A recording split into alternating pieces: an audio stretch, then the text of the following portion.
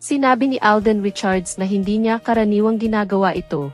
Ngunit para sa kamakailang 28th beach birthday party ni Catherine Bernardo, kumanta siya ng isang duet tungkol sa pag-ibig na dumating sa maling panahon. Sa isang video na kumalat online, makikita si Alden na kumakanta ng awiting pag-ibig na, "Bakit ngayon ka lang?" kasama si Kakay Bautista. Sa dulo ng kanilang duet, sinabi ng aktor na may mga dimples, panis. "Maligayang kaarawan, Kath. Hindi ko ginagawa ito, putek." Pagkatapos ay inilapit ang kamera kay Catherine nang umingiti sa kanilang duet. Kasama si Alden sa mga bisita sa bonggang birthday party ni Catherine sa isang yacht sa Palawan. Ang aktres ay nagdaos ng kanyang ika-28 na kaarawan noong Marso 26. Sa kabilang dako, sa kaarawang ito ni Catherine, hindi maiwasang mapansin ng mga tao ang palaging magkasamang nakikita sina Alden at Catherine, na tila nag-enjoy sa isa't isa.